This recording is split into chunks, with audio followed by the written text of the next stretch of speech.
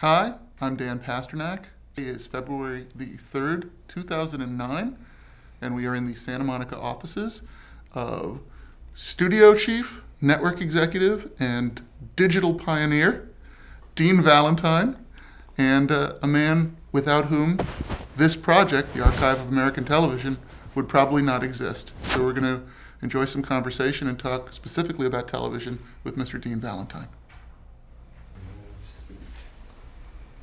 All right, well, I think you know how this goes. We're going to begin with just a little background information to get your personal history.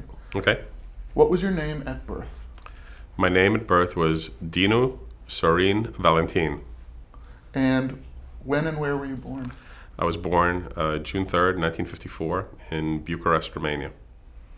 And where did you grow up? Where I grew up 6 years in Bucharest, Romania, and my parents emigrated to Paris, and we spent a year in Paris, and then we went to St. Paul, Minnesota, and then we wound up in Queens, New York, which is where I sort of did the majority of my growing up until I went to school. Now, that's some pretty dramatic changes of circumstances. How are your memories of that whole process? I mean, do you have a lot of memories of being in Romania or even in Paris? Yeah, actually I do. I have a lot of, the normal childhood memories of Romania, but, in my case it was riding around in a little pedal car that had Khrushchev's picture on the side of it, and, it was a different time, and, Romania was a very, very backward, Eastern Europe at that whole time was a very, very backward place. I mean, people were still, obviously there were cars and everything else, but people were also still riding around in horse-drawn carriages, and people were still coming around sharpening knives. Itinerant knife sharpeners were coming around, and it's a very, very strange place. And nobody had a television set in my neck of the woods.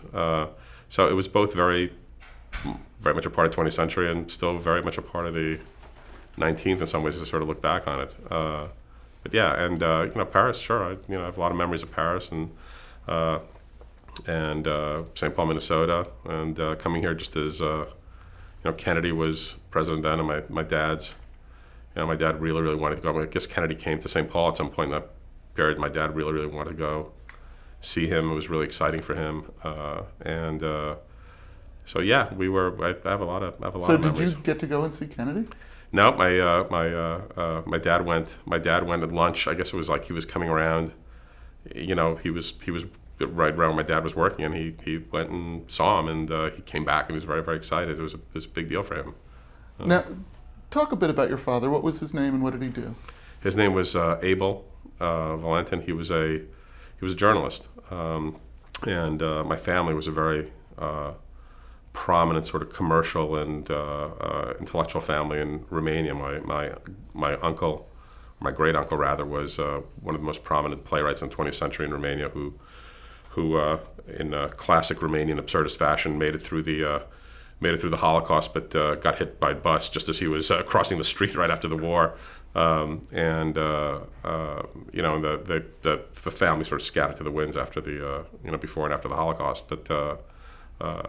And my dad was a journalist. His dad was a shoe salesman and owned a shoe store in sort of the main Romanian shopping district. And but when he left Romania, he was no longer a journalist. He didn't have the language skills, and he was already in his late 30s, and it's very hard to pick up a new language. So he did all sorts of sort of very classic immigrant story. He cut ties in Paris, and he was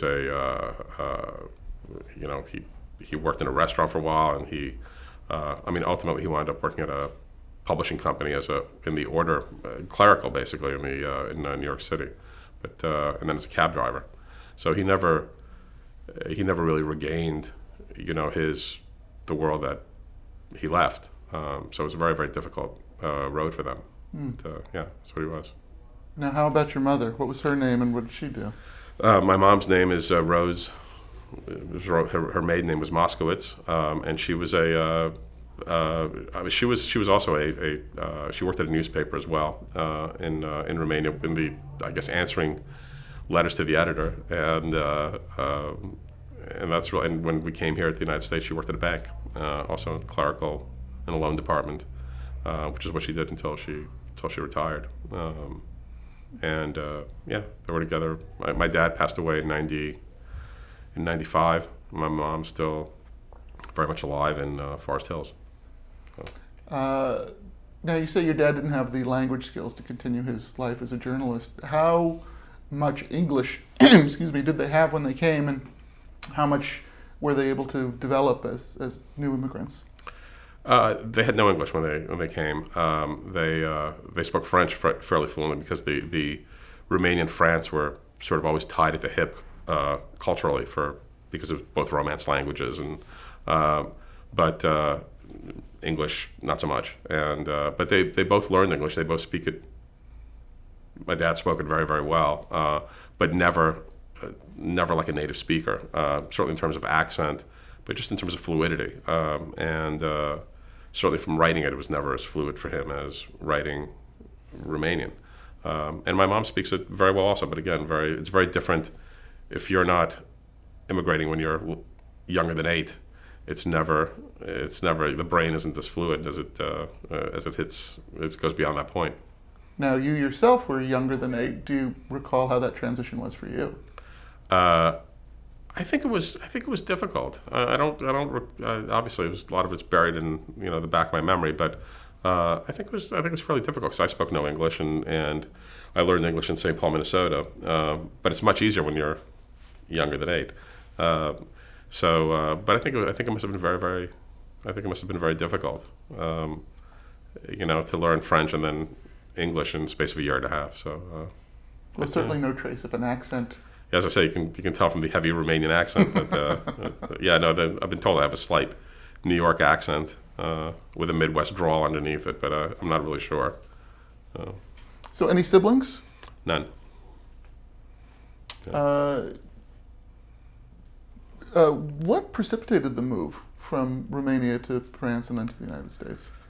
History, really. It was my parents had lived through the Holocaust and Romania after the war. Stalin sort of closed his grip on Eastern Europe.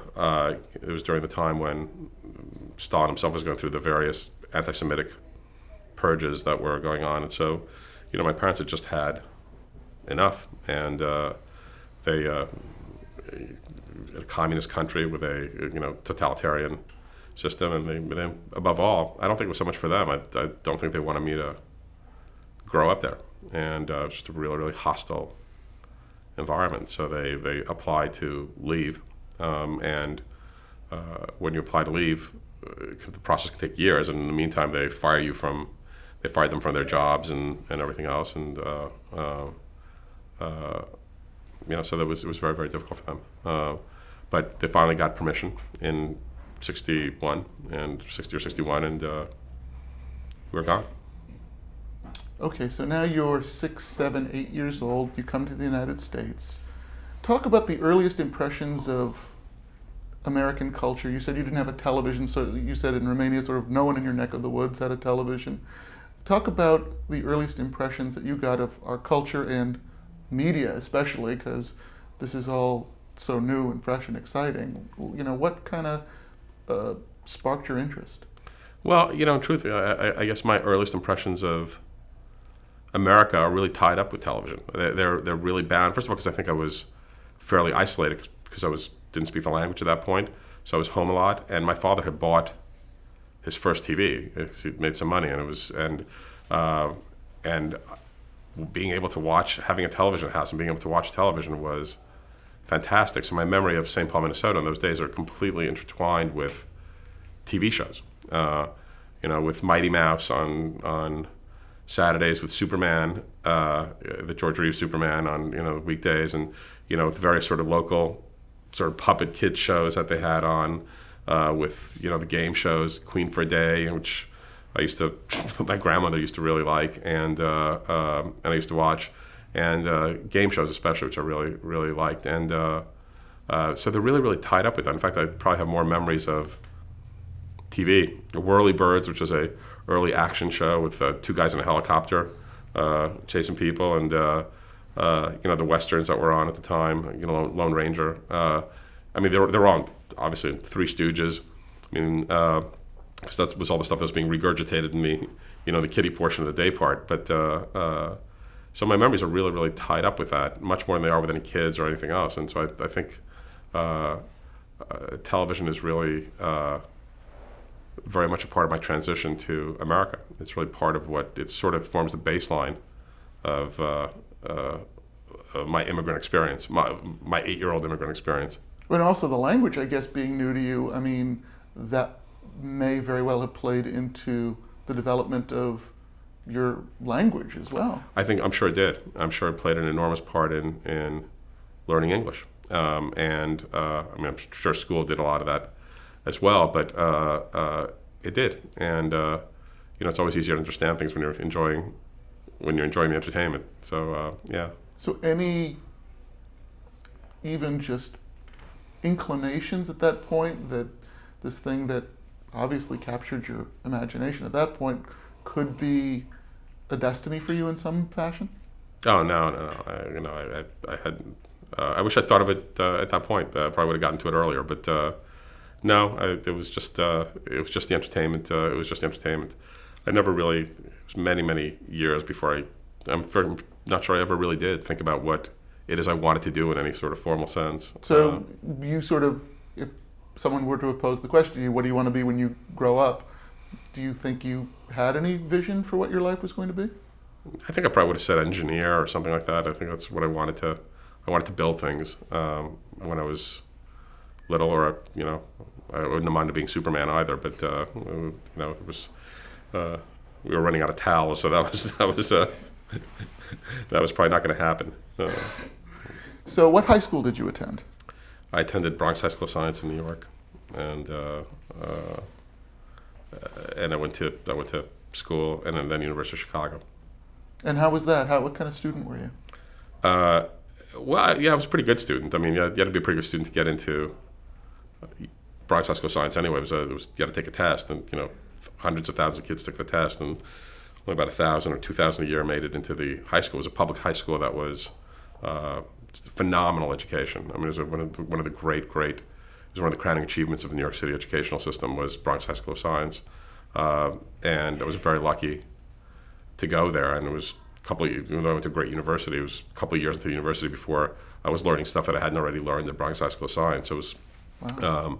But it was a long haul from Queens. If you know the geography of New York, from Queens to northern Bronx was a long haul, and it was like the Warriors. You felt like you were going to get beat up by somebody somewhere along the route.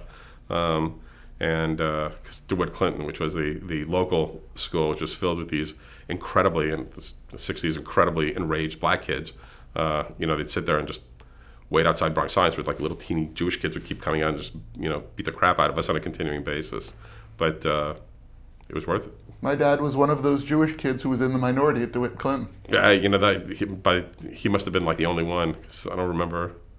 Well, that was probably older than just prior, but it was beginning when DeWitt Clinton was I think starting to transition with a lot more of the black kids that were coming down from Harlem. Right, that's right.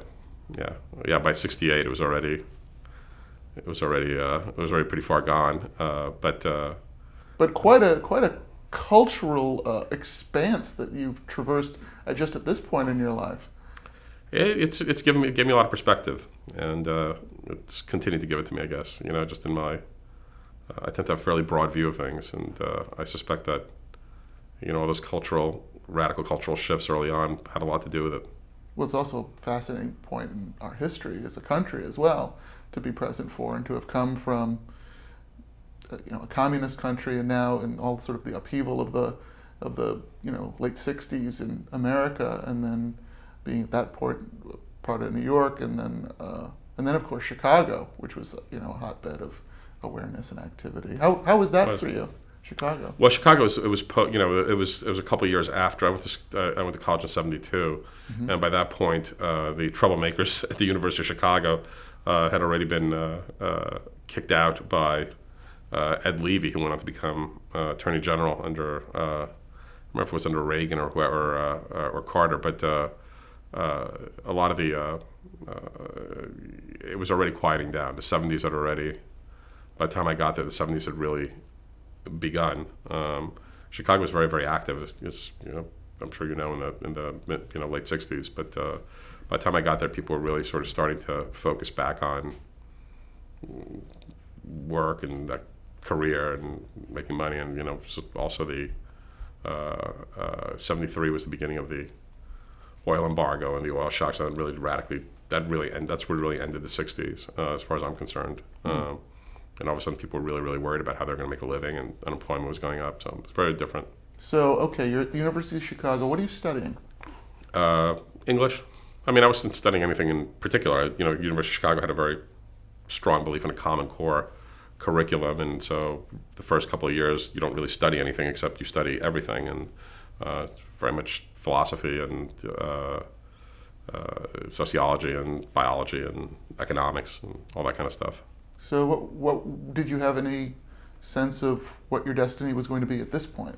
Well, by that time I was already pretty deep into writing and into, I'd become really, really interested in, when I was in high school, my high school English teacher was a man named Mark Rifkin, who sadly, as I discovered many years later, passed away from AIDS.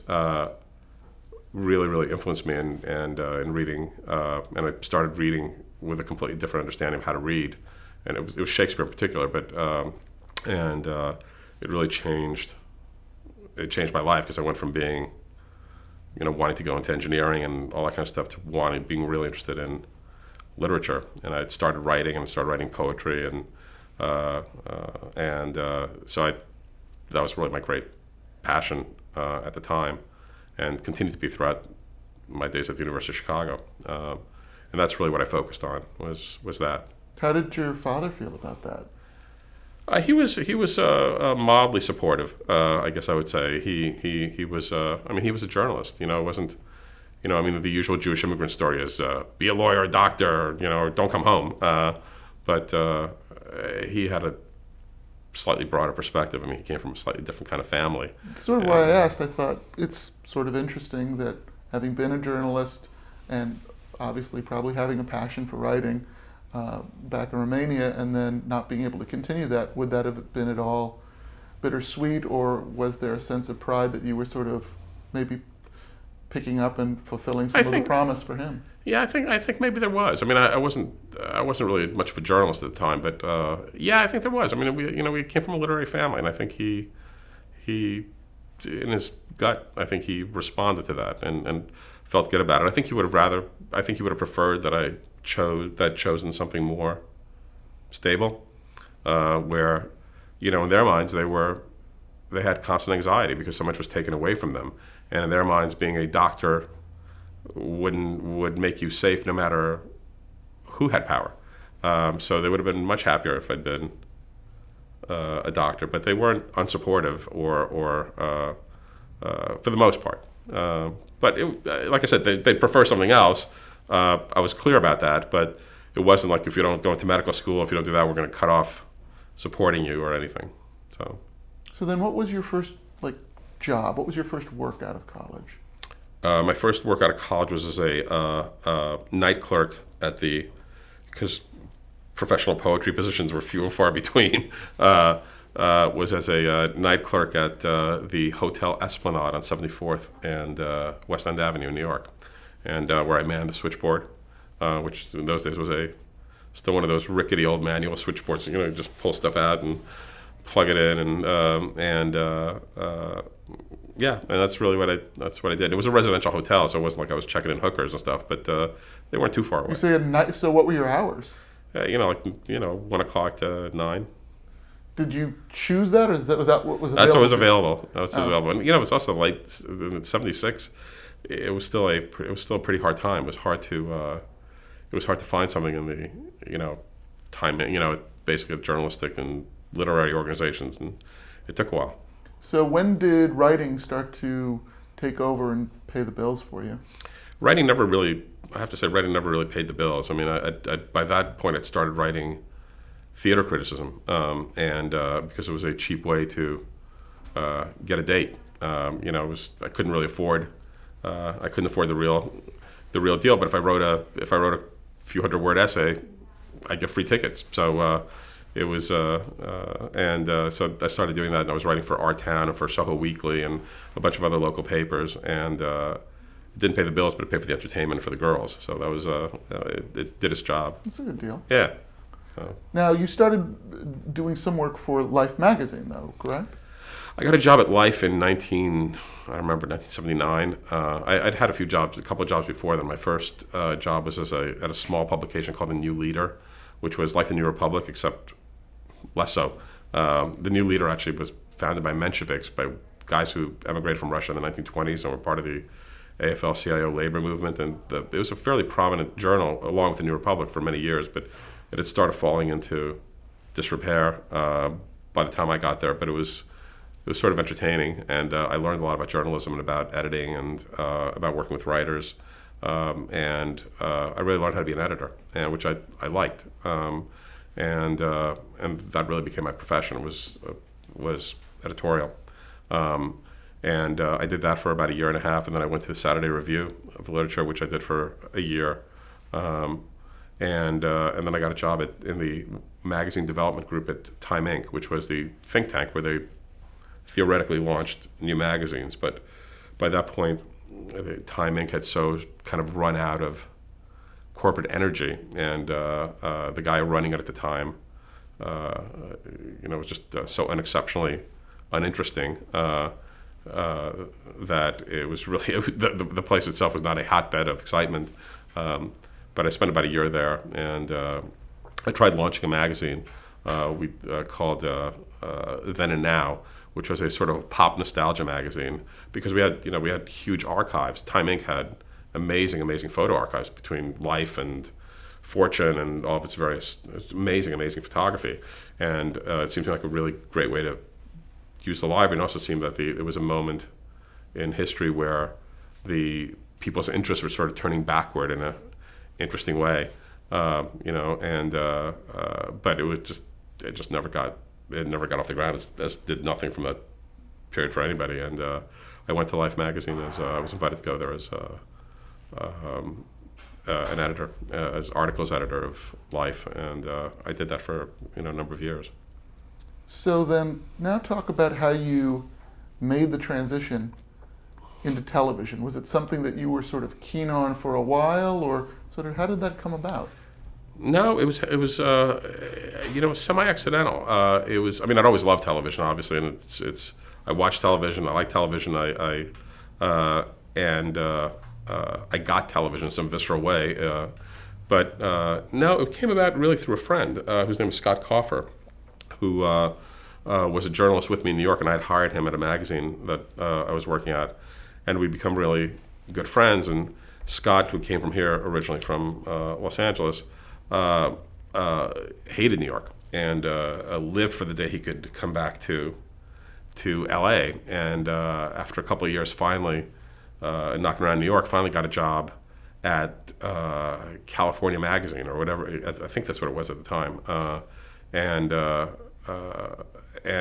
LA, Los Angeles Magazine. I don't remember which one.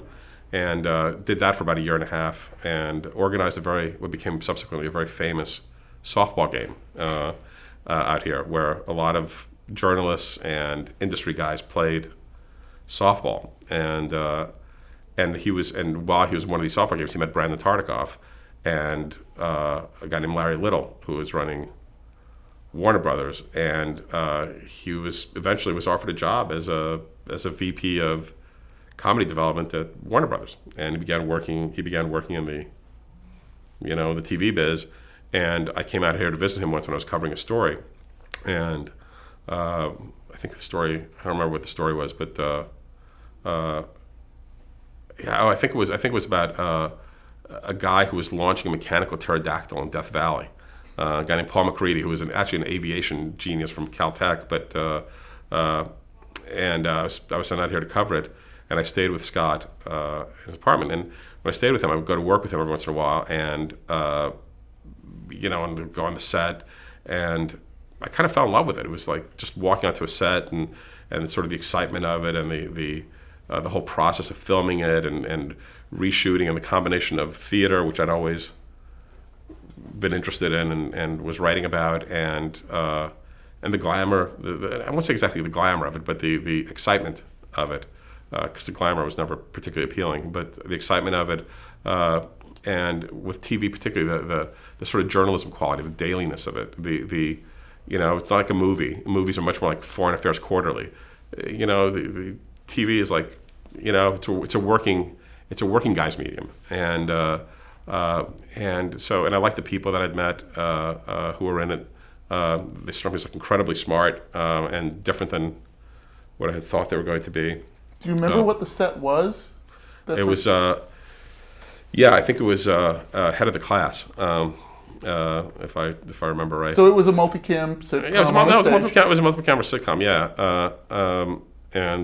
so around what year would this have been? 80, I don't know, somewhere around 85, I think. Yeah, 85, 86, somewhere around there. All right, so that got you kind of excited. Then it got me kind of excited, and then I kept Brandon and I sort of met.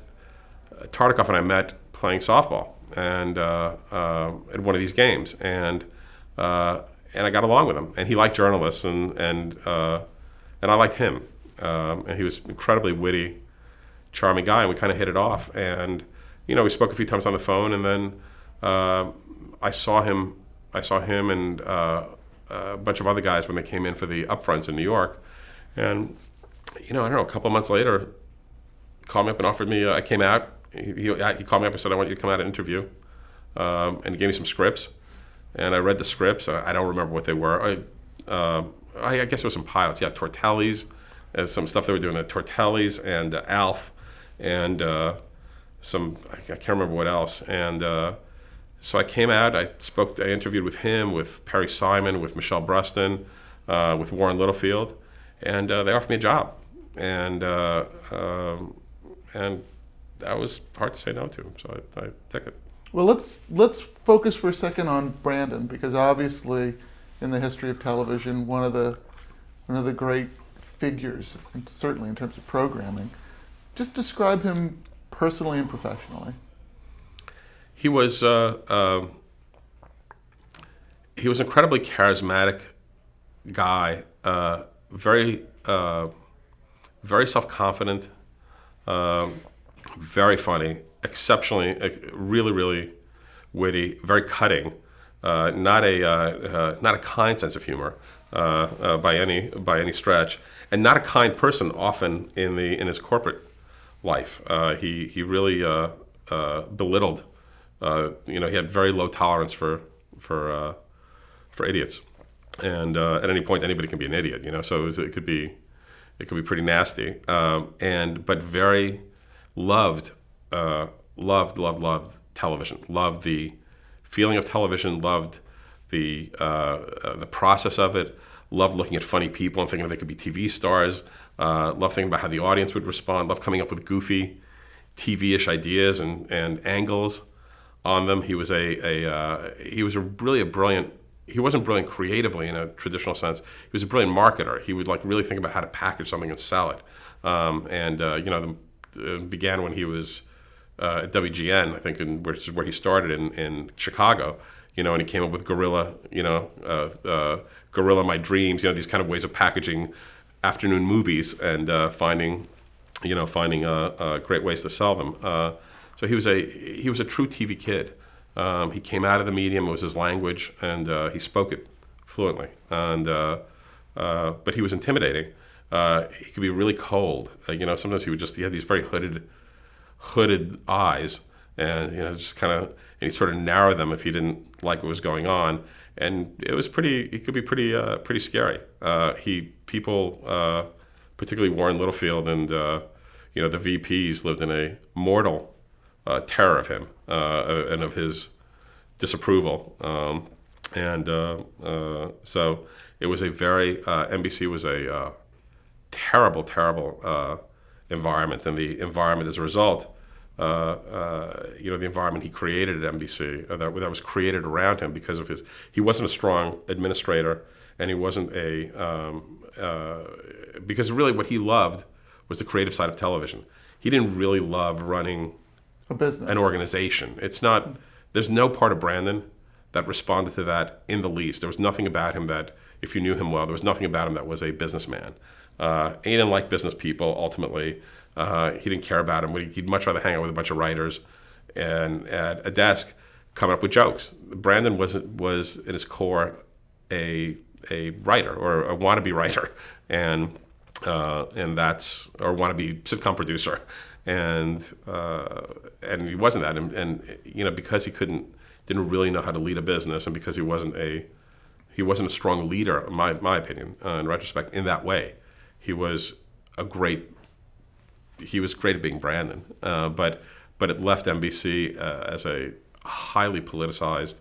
Unlike Grant Tinker, who came before him who left just as I was coming in, Grant may not have been a creative genius. I don't really know. I never really knew him, but he was a wonderful sort of figure and brought people together and really moved the organization forward.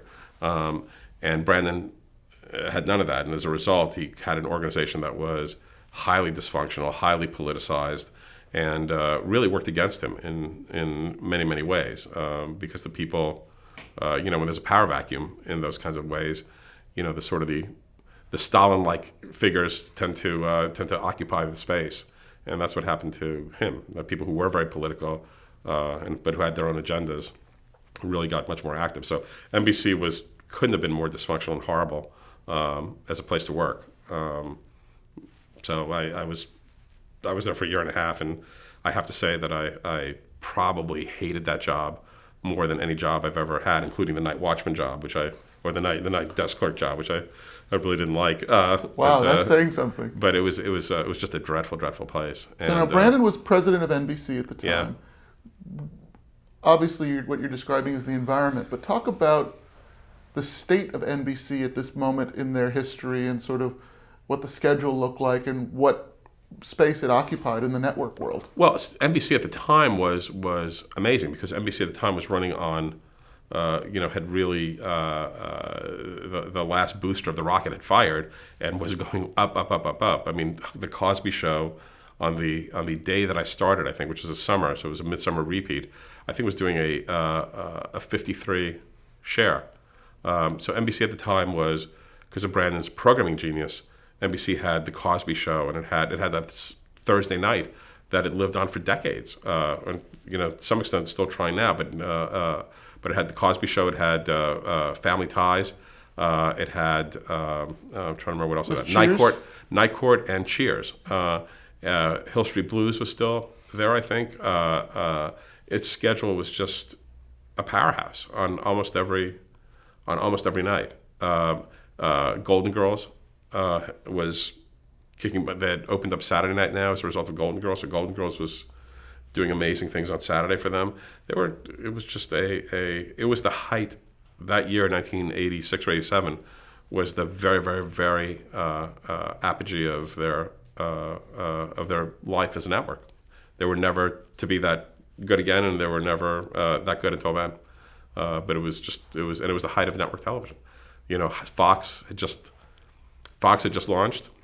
So it was the last year, really, of the three network TV world. It's an interesting time to be coming into the television business. I didn't know it, but yeah, it was, and that it was all sort of really about to change. But it was an amazing. It was, and of course the tremendous success that it was having really exacerbated all the political issues within the company. So the more successful they were, the crazier the place got, and let's also not forget that it was the last year of the cocaine sniffing part of the Hollywood existence. So there was drugs it was dying down because of the Len Bias thing, but drugs were still part of the culture of Hollywood at that time.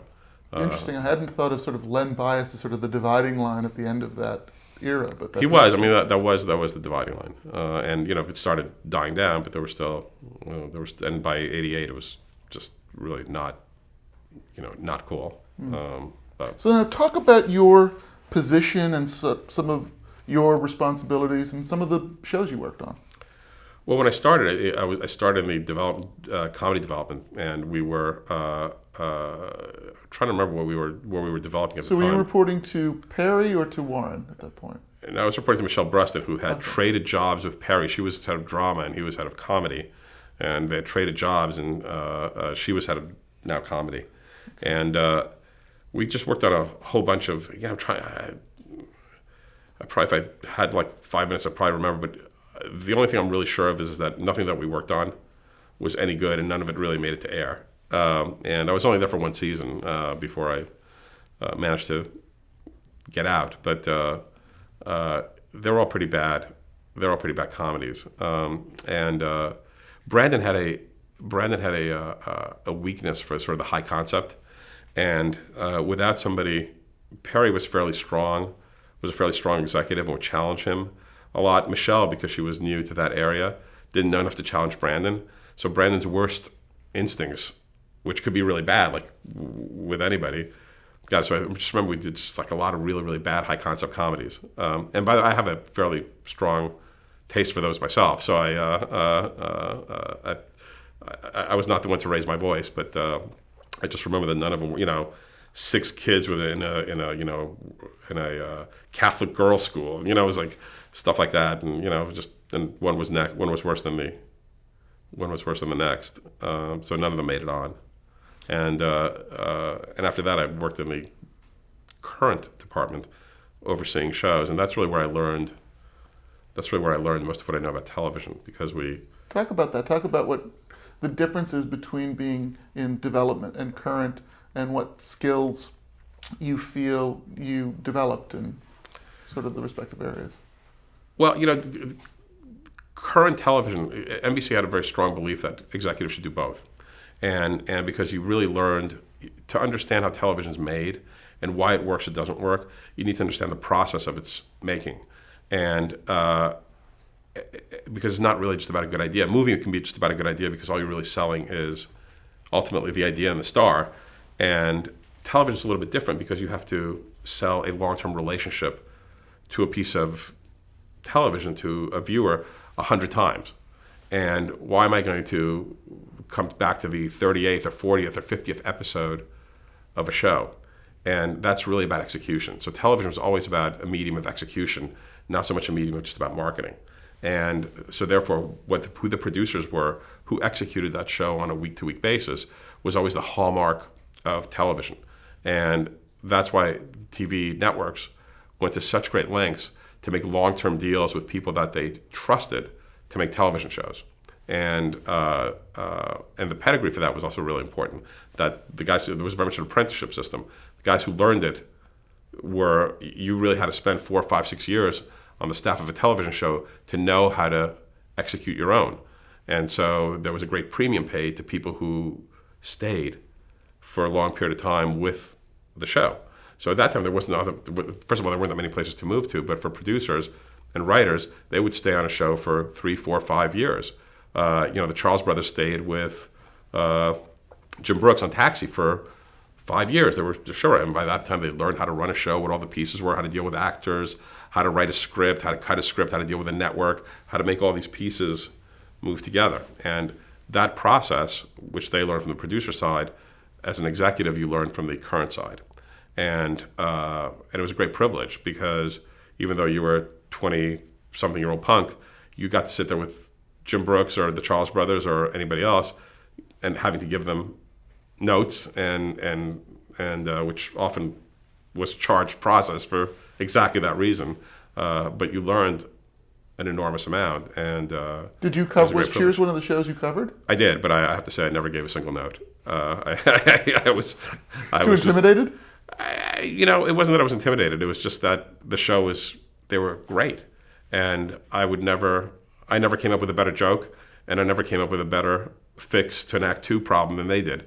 And my feeling was, if you're not better, you should probably just shut up. And by the way, that's great advice to give executives, because sometimes if it ain't broke, don't fix it is a great rule to go by.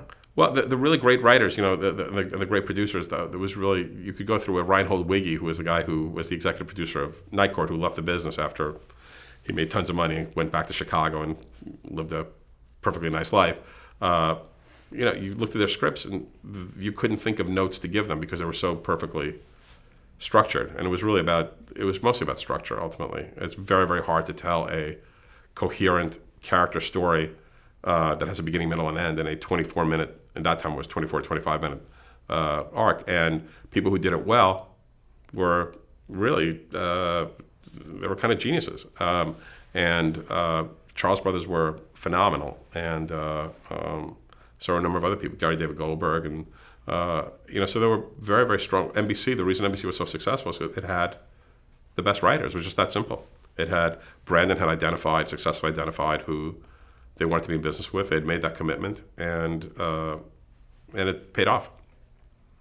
So I would think at that point, well, Cosby, as you said, was an established hit show. I think Family Ties had come before Cosby. Cheers had started, at least in the ratings, not as strong, but... By that point, it was growing. By that point, it was pretty big. So, and then Night Court. So, were there any other shows that you can think of that you worked on that were more at those early stages that felt like they needed some help and direction from the network that you were sort of privy to? Oh yeah. No, I was. That was a good part of my job. The bad part of my job was covering 227 and with Marla Gibbs and the what were known as the embassy shows. It was the end part of the Norman Lear empire that was at that point creatively was long past its prime. But they had these terrible, terrible shows, which NBC did pretty well with. They were horrible. and it was how my involved job to was cover them. Lear? No, Norman wasn't involved at all at that point. I think he'd already sold. Okay. They'd been sold to Columbia or whatever. I think they were Columbia shows at that point. Okay. And Embassy, I think, was sold to Columbia like 2 or 3 years before. Okay. But it was those shows that sort of grew out of that. You could all trace it back. Marla Gibbs, you could trace back to the Jeffersons. It was all sort of where the genealogy led. Right. But it was the shows were terrible. Giving notes on them was terrible. They were all run by these kind of very, I won't say hacked out, but very tired producers who the last thing they wanted was some kid from the network coming in and saying, I think the Act 2 break needs some work, and and why can't we have more Jack Hay instead of more Marla Gibbs, and and it just all they really wanted to do was take a gun and shoot you if they could have, but it wasn't legal. So those were very, but oddly enough, learned more from those shows because you learned really what not to do, and those were equally valuable. So yeah, but that was I spent a lot more time covering those shows than on Cheers. So now, I have a sense just based on your description of the environment, but talk about why you left NBC and what you did next. I never fit into NBC. I mean, I love Brandon. We stayed friends for many, many years, but I didn't like being there, and I didn't fit in, and I never really worked well in those kind of very corporatized environments and very politicized environments, and I started just looking for something else to do because I had no money, and I knew I could stay there, and I didn't want to go back to journalism, and at around that time, I don't remember who told me about it, but somebody said, there's a job at Disney, and Disney at that point was a absolute non-factor in television. Obviously, it was revived and being renewed by Eisner and Katzenberg in features and in the theme parks and many, many other areas, but in television, it had been absolutely no impact. There were no Disney shows on air. There was nothing. And they were looking for somebody in the comedy department at director level and entry level, I guess, or something like that. And I went and I met with the guys who were running the TV department at the time. Was a guy named Grant Rosenberg, and his deputy was a guy named Tony Jonas, who went on to be an executive at Warner Brothers for many years, and he was a really good guy. And they offered me a job, and I said, well, what is it? You guys don't have any shows on air. There's like nothing. And I said, you don't have deals with any writers, but no, we really want to succeed, and we need somebody, and and I guess nobody was that enthusiastic about working there, and I kind of was, and I took the job. And I didn't have much choice, to be honest with you, because I couldn't. There was like the best. It was the best of whatever was out there, and I really wanted to leave NBC. And I went. It was a very lucky thing. So they had no shows on the primetime schedule, Nothing. and they had you said no overall deals. Yeah, they had some overall deals. They were just all busts, and a lot of them were in the 1 hour. Grant Rosenberg had come out of the 1 hour television world at MGM or whatever. I don't remember where he was before, and so a lot of their deals were for 1 hour. Joel Surnow, who went on to create 24, was a deal that they had. They got him. Gil Grant was Chris Carter, who went on to create. But at the time, they didn't want to be. Disney didn't want to be in the 1 hour business, and they had no luck in the half hour business. So. And of course, your charge was half hour. My charge was half hour. That's right. All right. Yeah. So now, to whom were you reporting at that point? To Tony Jonas. And what was sort of your charge? I mean, you come in, it's like, okay, get some half-hour shows on the air. What do you do? We didn't do much. We didn't have any money, and we didn't have any writers. So it's no money, no writers is a bad recipe for television, for network television, just in general. And and I was fairly low level enough that it wasn't up to me to get that done. But I think after a year, because there were still no comedies on and still no success, I think Eisner, they brought in Randy Reese, a guy named Randy Reese, to run the division, who was a syndication sales guy. And Randy, who knew nothing about creative, but at least knew that he wanted to do well. And I guess the first thing he did was he started firing. I guess he fired Grant, and then Tony took his job, and it just created all this turmoil. But the real problem in the end was that they still weren't allocating money. And until that changed, which it did change after about a year and a half, at some point Jeffrey Katzenberg and Eisner realized that that we were in a very, very competitive environment, that to get the writers that the networks wanted to be in business with required a substantial investment of money, that there was no free way of doing it, that it wasn't about just coming up with a fun idea, which was Eisner's inclination always, that they had to make that investment. And they finally made that. They finally came to and Randy pushed them that way as well, and Rich Frank, and they finally came to the conclusion they set aside couple $100 million to make writer deals. And when that happened, I had most of the relationships, and so we started making deals. And now, was this then the creation of Touchstone Television at this point, or? Yeah, sort of around then.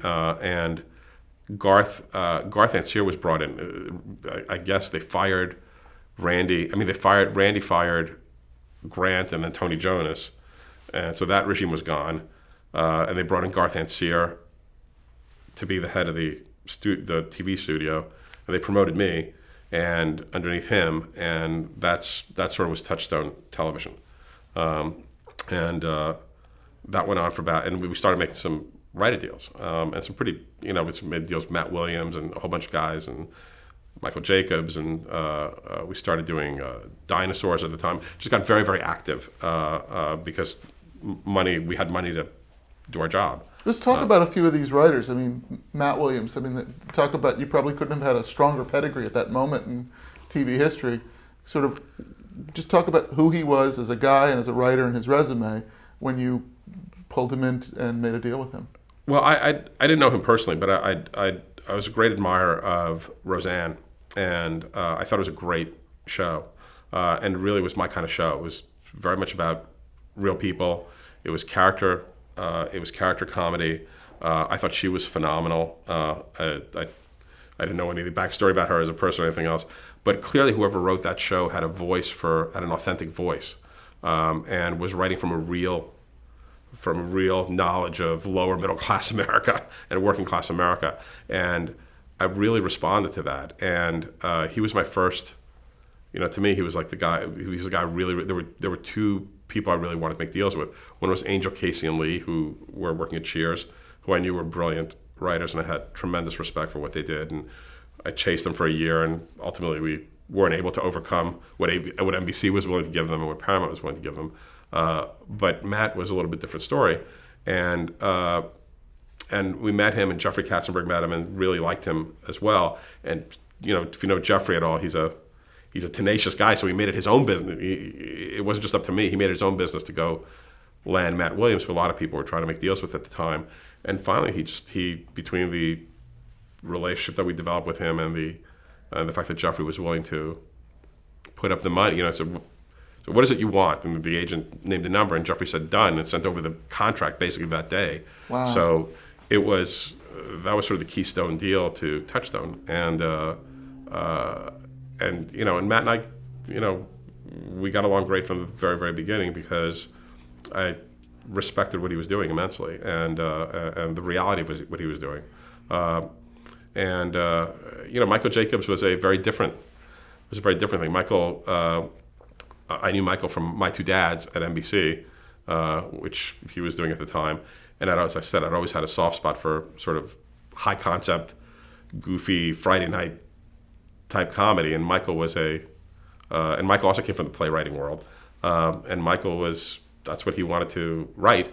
And I felt very strongly that Disney needed to be in that business. And he was a very entertaining little Jewish guy, very hyper, and basically could have been an agent in another life, but happened to be a pretty good writer, and very, very entrepreneurial, very aggressive. Really wanted to become like a Miller Boyette. He wanted to have a building on Sunset Boulevard. That's really what he wanted, and we made a deal with Michael. And Michael we did Dinosaurs, which was really the first sort of major thing I worked on at Disney. Was an idea that Henson wanted to do, and that I don't remember if I came up with it or they come up with it, but it was sort of dealing with environmental degradation from a comedic viewpoint. And we wanted to do these from the standpoint of somebody who'd become extinct, which were dinosaurs who managed to somehow use up all their resources and go away. But anyway, we wanted to do it as a comedy. So, but talk about a high concept comedy to sell the prime time. It was a high concept comedy, and obviously if we were doing it now, it's funny because at the time it was probably the most expensive TV show ever done, because you had to build these massive puppets with telemetry and with radio controlled, and then one guy in the puppet, one guy controlling the eyes, another guy controlling the facial muscles. There's like 5 guys working this like massive puppet, and to try to get comedy out of it, and to build these sets that went on for miles. It's very, very expensive. And now, of course, if we were doing it, we'd be doing it CGI at 1/10 the price, and probably would have done much better. But it was incredibly entertaining. It was really, really interesting. And Michael did that show for us, and we developed a good relationship with him and kept him. So there were a bunch of other guys too, but those were, in my view, those were sort of the key. It was some guy to develop sort of more 9 o'clock, slightly more adult shows, and somebody to develop more kid-oriented family programming. That those would be the building blocks on which we'd build Touchstone, and that's what it was. Now, it's sort of an interesting point. You say Dinosaurs was one of the first shows that you worked on that you took out and sold. At this point, talk about the difference about being on the network side as a buyer and being on the studio side as a seller. They're very different kind of disciplines there.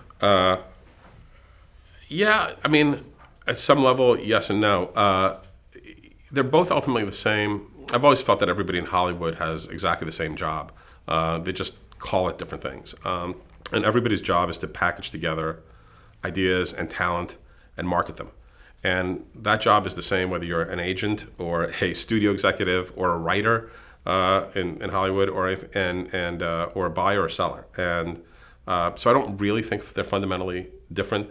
They draw on different skills though, because as to sell to a network, you have to put on a very different kind of hat than to buy. Because to sell, you're in salesman mode. You're giving people reasons to buy this thing. And if you're a seller, if you're a buyer, all you're thinking about is like, is this going to make my network look really bad? Is it going to fail? Is it going to succeed? How does it fit in with? You're looking at a much broader strategic picture. When you're a seller, you're not looking at any strategic picture. You're looking at like closing the deal with that guy that day, right now, period. It's one little focus. When you're a buyer, you're looking at your schedule. You're looking at the evolution of the business. You're looking at advertisers, how they're going to respond to it. If the audience, can you sell it? How much is it going to cost you to sell it? How does it fit? Where does it fit in on your schedule? Very, very much more strategic. Many more strategic considerations go in than simply your own passion for the show, and that's always the balance of being a buyer. It's not something that the seller has to think about or should think about. Really, they should think about getting that show sold. Period. And the other thing probably worth noting just at this moment in television history is that this is still at a time where your studio was not yet specifically aligned with a specific network. That's right. We were selling to everybody, and we were designing ourselves to be able to sell to everybody. There was no, at that point, there were no studios that owned. There was no vertical integration. There was no vertical integration yet, and so of course that was going to change. But yeah. One little sort of off-ramp I wanted to take, just because we have it noted here, is the studio had this relationship with Whit Thomas. Talk about your involvement with Golden Girls, Empty Nest, Blossom, the Whit Thomas shows that were part of that empire at that time. I knew I knew Paul and Tony from NBC. I covered Golden Girls, actually. It was one of the shows I covered as a current exec. And they were at first blush, they were very haughty guys. They didn't take well to network executives. And I subsequently found out they were very strategic about that, because they really wanted to.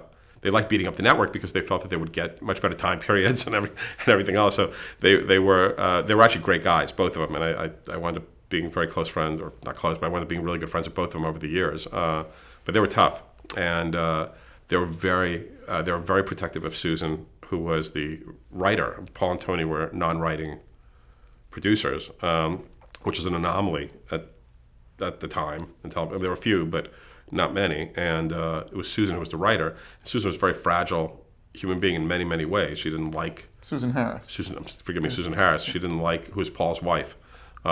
She didn't like dealing with the network thing. She didn't want to deal with anything. All she wanted to do was write, and was write scripts and raise her children. And so that made it they were protective of her, as I subsequently realized. So Golden Girls I had no involvement with. It was already going on by the time I got there. But Blossom and Empty Nest were developed under my time, and it was a very happy development process for both. I mean, these were guys who were the ultimate professionals, and their shop was a wholly professional shop, and they prided themselves rightly on it. So there wasn't really very much that one could say to them other than the script sucks or it doesn't suck, and that's not a productive conversation to have. I remember giving them some notes on Empty Nest and some notes on Blossom, which Blossom particularly I had a lot of issues with in the writing, but I thought she was phenomenal, and I was pretty sure the show would work. So ultimately, I just thought the best thing to do was just be supportive and with the network and try to clear as much brush for the show as possible, and that's really what my job was for that. I didn't feel that I had much to add. But did you have a hand, as I would imagine you would, in some of the elements like the casting? Oh yeah, no, we had a hand in it. I mean, we were involved in. I was involved in all those. I was involved in all those things, but because I believe Mayim Bialik had been in Beaches, and which was a touchstone. Mine was in Beaches, and I don't remember how she. I don't remember what the exact pathway was to Paul and Tony, but we had I think we had a holding deal with her because we liked her. I don't remember if I made the deal or Jeffrey pushed us to make the deal. That's kind of, it's a blur to me. But I think we had the holding deal with her, or we made the holding deal with her, and then we got Paul and Tony involved, and they had Don Rio who really liked it. And some of these packages, it's hard to remember how the pieces came together. But no, we were completely involved in the casting and in everything else. It's just the normal course of business. Just in terms of my own impact on it, I don't think I did very much other than the normal studio, this normal studio support. They were such a coherent professional shop. They had a whole infrastructure. They didn't, whether we were there or not, would have made no difference. You could have erased all of Disney television. That show would have still happened, and Empty Nest would have still happened. They were their own studio, really. Whereas that's not the case for Matt Williams, who was basically just a writer and a guy who needed an infrastructure, needed the studio support in a different way, or Michael Jacobs. All right. Do you want